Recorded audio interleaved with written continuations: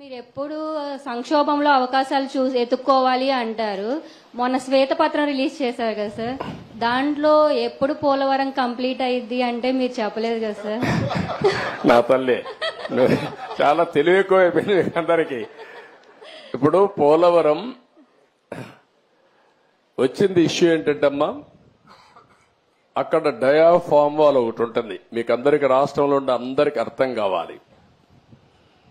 పోలవరంలో నదిలో ప్రాజెక్ట్ వస్తుంది, ఎక్కడైనా సరే నదికి అడ్డంగా కడతాం. పోలవరం నదినే తిప్పి ప్రాజెక్టు కడుతున్నాం.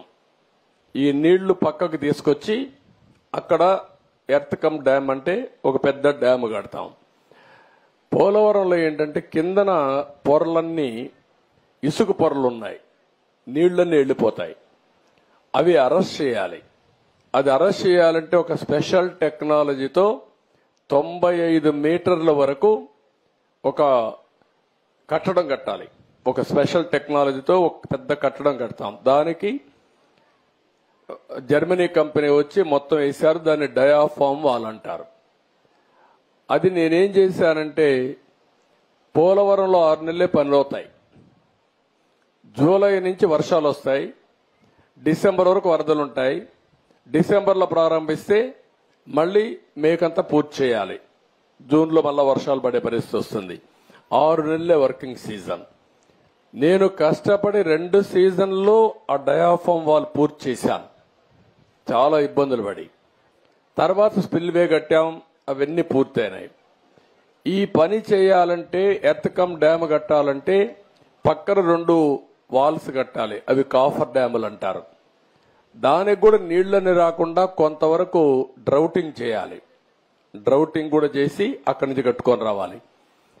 కరెక్ట్ గా నేను అధికారంలో ఓడిపోయింది మేలో ఓడిపోయాం.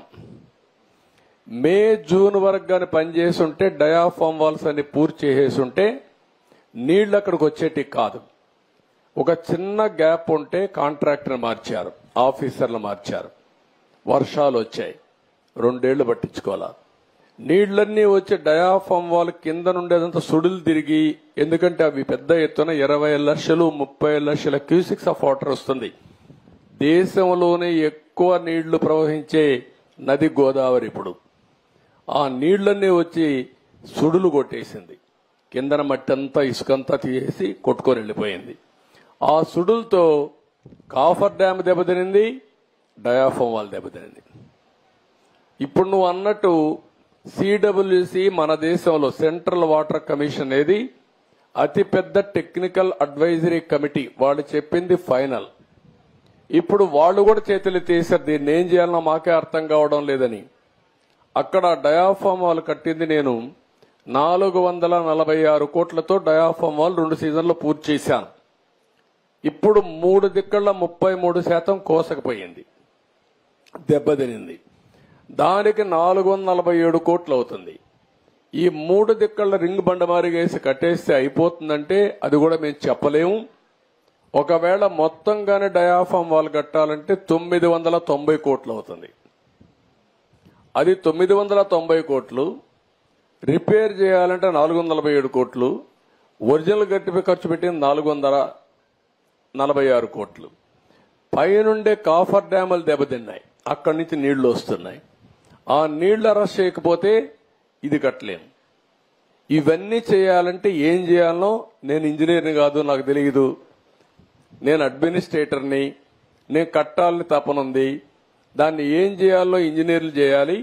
ఇప్పుడు వాళ్ళు ఏం చేశారంటే అమెరికాలో ఉండే 2 ఎక్స్పర్ట్లని, కెనడాలో ఉండే ఇంకొక 2 ఎక్స్పర్ట్లను తీసుకొచ్చి ఇప్పుడు పని అంతా చూస్తున్నారు. ఇన్స్పెక్షన్ చేశారు, నిన్న మొన్న వచ్చారు. వాళ్ళు మొత్తం స్టడీ చేస్తున్నారు. ఏమి ఇవ్వాలనో వాళ్ళు ఇచ్చిన ఆలోచనలు ఇచ్చిన తర్వాత పూర్తి చేసే కార్యక్రమానికి శ్రీకారం చుట్టాలి. ఇప్పుడు దీంతో ఏమైంది, ఆయన నేను రివర్స్ టెండర్ అన్నాడు. 500 కోట్లు 600 కోట్లు ఆదా చేస్తా అన్నాడు. ఇప్పటికి నష్టం ఎంత తెలుసా తల్లి, 70,000 కోట్లు. ఇప్పటికి అది 1,00,000 కోట్లు పెరుగుతుంది. ఒక దుర్మార్గమైన ఆలోచనతో పోలవరాన్ని గోదావరిలో ముంచాడు. మళ్ళా అడ్డదుడ్డంగా ఆర్గ్యూ చేసే పరిస్థితికి వస్తున్నారు. ఆ రోజు పెద్దలందరూ వారించారు. గవర్నమెంట్ ఆఫ్ ఇండియా ప్రాజెక్ట్ అది, పీపీఏ అని ఉంటుంది, అంటే పోలవరం ప్రాజెక్ట్ అథారిటీ. వాళ్ళు మీటింగ్ పెట్టుకొని ముఖ్యమంత్రి చెప్పారు, నువ్వు తొందరపడుతున్నావు, తొందరపడద్దు, గతంలో కూడా మారికి జరిగింది, మీరు వెయిట్ చేయండి అని. గవర్నమెంట్ ఆఫ్ ఇండియా నుంచి సెక్రటరీ చైర్మన్ దానికి ఆయన ఒక లెటర్ రాశాడు, తొందరపడద్దండి, 2 రోజులు వెయిట్ చేయండి, మేము రిక్వెస్ట్ చేస్తున్నాం మిమ్మల్ని, తొందరపడి మీరు నిర్ణయం తీసుకుంటే రేపు పాత కాంట్రాక్టర్ కొత్త కాంట్రాక్టర్ ఇద్దరి మధ్యలో ప్రాజెక్టు మునిగిపోతే ఎవరిని అడగా తెలియదు, ఎవరికి జవాబుదారితనం తెలియదని చెప్పినా వినకుండా ఇష్టానుసారంగా చేసే పరిస్థితికి వచ్చాడు. ఇది టెక్నికల్ సబ్జెక్ట్ అయినా ప్రజలు అర్థం చేసుకోవాల్సిన అవసరం ఉంది.